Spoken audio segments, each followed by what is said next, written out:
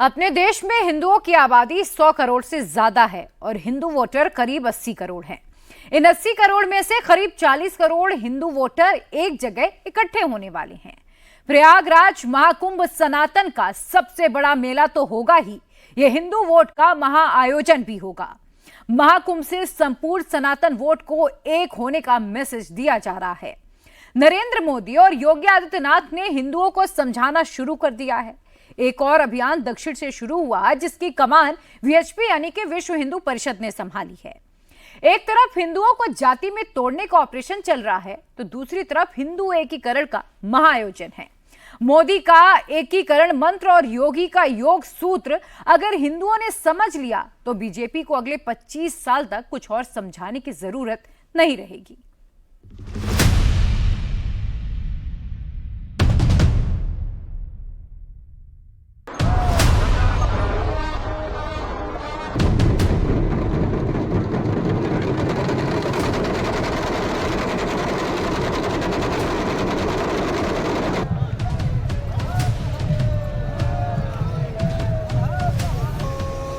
हिंदू एकीकरण का सबसे बड़ा आयोजन होने जा रहा है।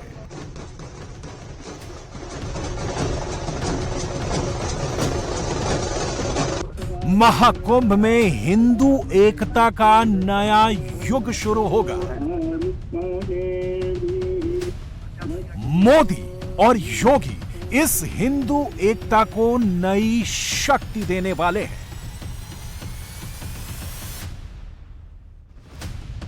त्रिवेणी संगम के किनारे गंगा जमुना की रेती पर महाकुंभ के लिए बनाई गई विशाल टेंट सिटी में साधु, संत, महंत, मंडलेश्वर, महामंडलेश्वर और नागा सन्यासियों का छावनी प्रवेश हो चुका है। अखाड़ों के तंबू बन गए हैं, धर्म ध्वजा लगा दी गई है और संतों महंतों ने त्रिवेणी के रेत पर धुनी जमा ली है। कल्पवास के लिए लाखों हिंदू पहले से ही प्रयागराज में आ चुके हैं। सबको उस पुण्य घड़ी का इंतजार है जब संगम क्षेत्र में अमृत वर्षा होगी और साधु सन्यासी राजसी स्नान के लिए संगम में प्रवेश करेंगे। महाकुंभ सनातन का सबसे बड़ा महापर्व है। महाकुंभ हिंदुओं की आध्यात्मिक यात्रा का सबसे बड़ा पड़ाव है।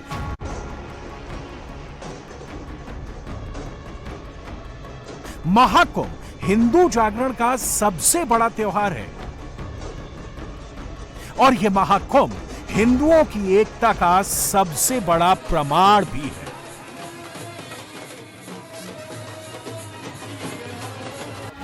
मोदी और योगी की पार्टी, मोदी और योगी का संगठन यहीं से हिंदू एकीकरण का महाअभियान चलाएंगे। यह अभियान ऐसा होगा कि पहले कभी ना हुआ वैसा होगा।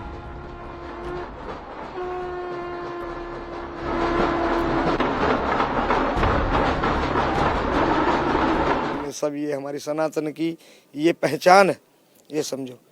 अब इसको ही लोप करने के लिए सभ्य धर्मी लोग लगे हुए हैं। ये लोप होनी नहीं है, ये समझो, क्योंकि ये तो आदि अनादि काल से चली आएगी। जब जब हो धर्म की हानि, भाड़ है अधम असुर अभिमानी। जब धर्म की हानि होएगी, कोई ना कोई मोदी जी के रूप में, कोई ना कोई योगी जी के रूप में प्रकट हो जाएगा। देखो, जन का कल्याण हो और सनातन धर्म का ऐसे ही प्रचंड लहरता रहे। खास है, बढ़िया है, व्यवस्था सही बैठाई गई है। आज यहाँ योगी जी की सरकार है, इसलिए इतनी भव्य से कुंभ हो रहा है। अगर यहाँ किसी और की सरकार होती तो कल्पना करिए, वो अभी यही आरोप लगाता केंद्र सरकार पैसा नहीं दे रहा है। 50 करोड़ हिंदू, ये मोटा मोटा अनुमान है कि 45 दिनों के महाकुंभ में 50 करोड़ हिंदू संगम में डुबकी लगाने आएंगे।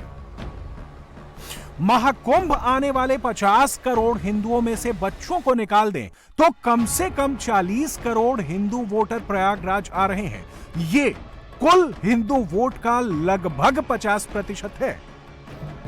प्रयास ये है कि ये हिंदू जब महाकुंभ से वापस अपने अपने घर जाएं, तो इनके अंदर इतना सनातन भरा रहे कि हिंदुओं को जाति में भी बांटने की किसी की कोशिश वो खुद नाकाम कर दें। महाकुंभ में आने वाले सारे हिंदू, चाहे वो किसी भी जाति के हों, चाहे वो किसी भी वर्ग के हों, उनका पेशा चाहे कुछ भी हो, सब के सब एक साथ गंगा यमुना में डुबकी लगाते हैं। सारे के सारे हिंदू एक साथ हर हर गंगे का उद्घोष करते हैं।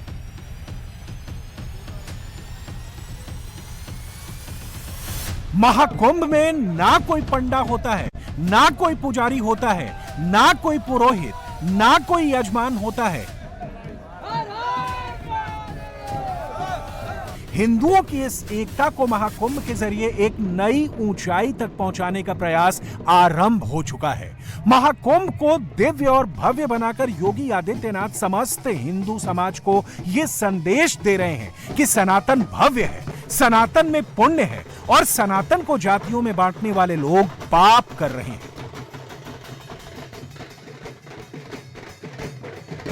मेरा देश सुरक्षित है तो हम सब सुरक्षित हैं।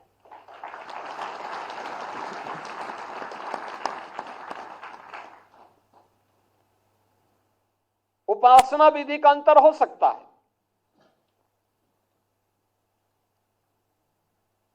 लेकिन एक धर्म और वह राष्ट्र धर्म।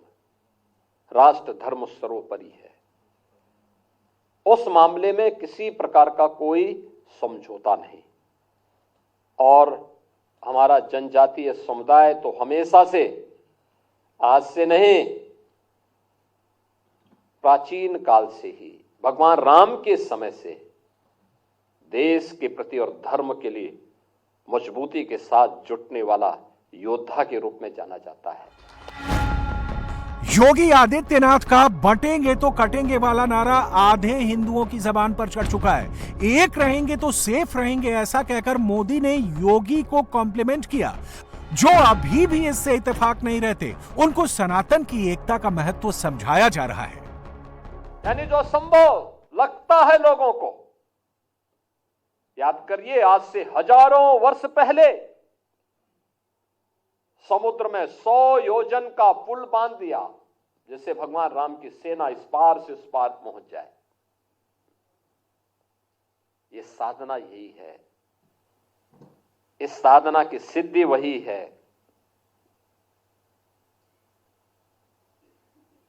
परिणाम आप सबके सामने है। हिंदू वोट की अहमियत को पश्चिम बंगाल की मुख्यमंत्री ममता बनर्जी भी समझ रही हैं। अगले साल पश्चिम बंगाल का विधानसभा चुनाव है। हिंदू वोट साधने के लिए ममता ने गंगा सागर मेले पर फोकस किया है। कुंभ मेलाয় কেন্দ্রীয় সরকার হাজার হাজার কোটি টাকা দেয়, আর গঙ্গাসাগর মেলাতেও 1 কোটির বেশি লোক আসে। বারবার আমি বলেছি এটাকে জাতীয় মেলা ডিক্লেয়ার করতে, কিন্তু আজ পর্যন্ত করেনি।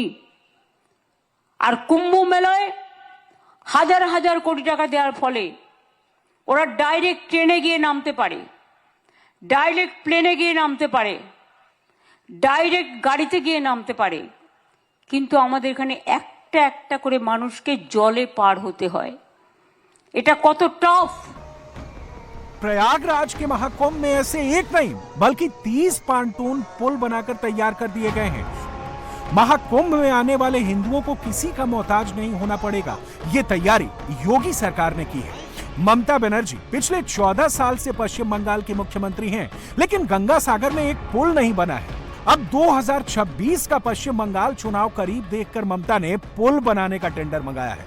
टेंडर खुलेगा, ठेका दिया जाएगा, काम शुरू होगा, फिर ना जाने कब पुल बनकर तैयार होगा। और आप लोग सब साथ दे, साथ रहे।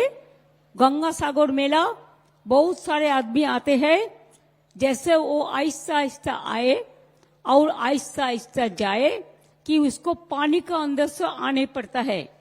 इसी के लिए जो ब्रिज पहले ही करना चाहिए था, गवर्नमेंट ऑफ इंडिया को नहीं कर पाए। हम लोगों ने राज्य सरकार का ओर से नया ब्रिज बनाने जाने के लिए टेंडर कॉल किया है।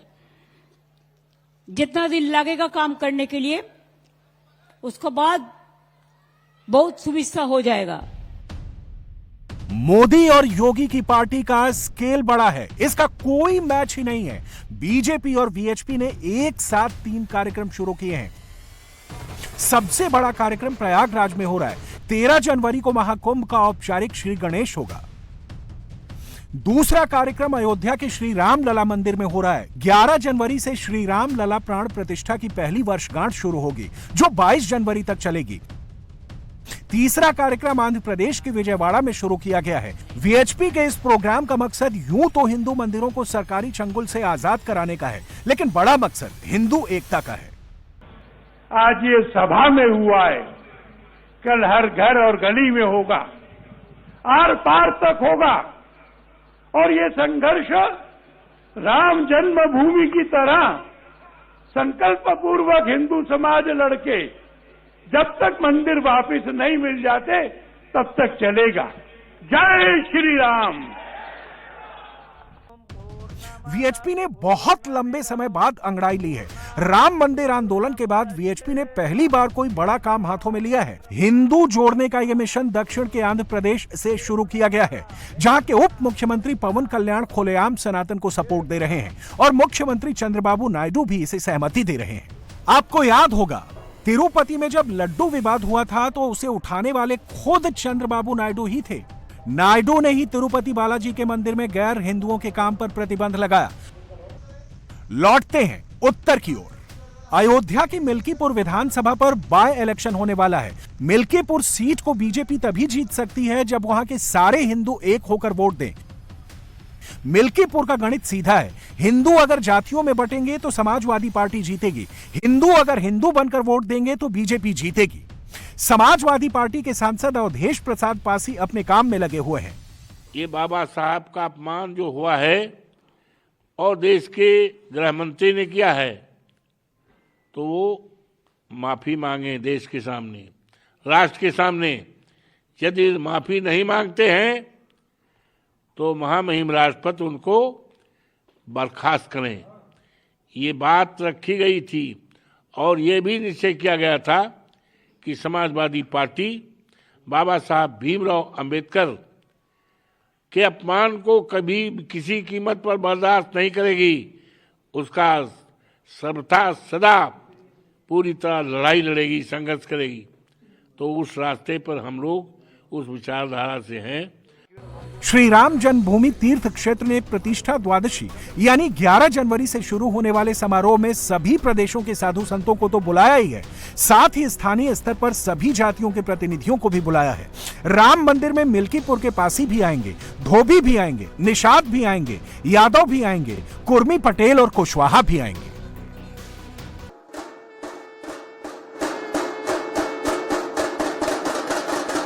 अयोध्या से सैकड़ों किलोमीटर दूर भोपाल में डमरू बजाने वाला यह दल श्री राम लला प्रतिष्ठा वर्षगांठ की तैयारी कर रहा है। 11 जनवरी से अयोध्या के हर चौक चौराहे पर यह डमरू दल अपनी कला का प्रदर्शन करेगा।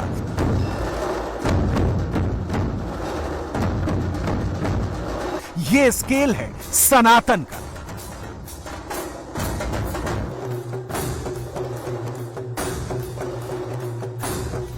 ये सब आएंगे तो क्या करेंगे? हिंदू एकता मजबूत करेंगे। हिंदू एकता आखिर है क्या? हिंदुस्तान में रहने वाले 100 करोड़ से ज्यादा हिंदू एक रहें, वो जातियों में ना बटें, हिंदू विभाजनकारी ताकतों की साजिश के शिकार ना बन जाए, वो किसी दल या किसी नेता की सियासत के मोहरे ना बन जाए, जातियों में बंटकर वो आपस में लड़ने ना लग जाए। मोटे तौर पर यही है हिंदू एकता। मैथमेटिक का एक सिद्धांत है, गणित का एक सिद्धांत है, 0 + 0 + 0 + 0 = 0। तो एक बार नहीं अनेक बार जाएं तो माननीय जोगी जी अनेक बार जाएं, रोज पढ़े रहें। 16 मंत्री पढ़े हैं, माननीय जोगी जी 7 बार जा चुके हैं। तो जो हमने कहा कि एक मैथमेटिक का कैलकुलेटेड सिद्धांत है, 0 + 0 + 0 + 0 + 0 = 0। हिंदू एकता की जरूरत इसलिए पड़ी क्योंकि 2024 के लोकसभा चुनाव से पहले कांग्रेस और उसके सहयोगी दलों ने हिंदुओं को जातियों में बांटने का सीरियस अटेम्प्ट किया था।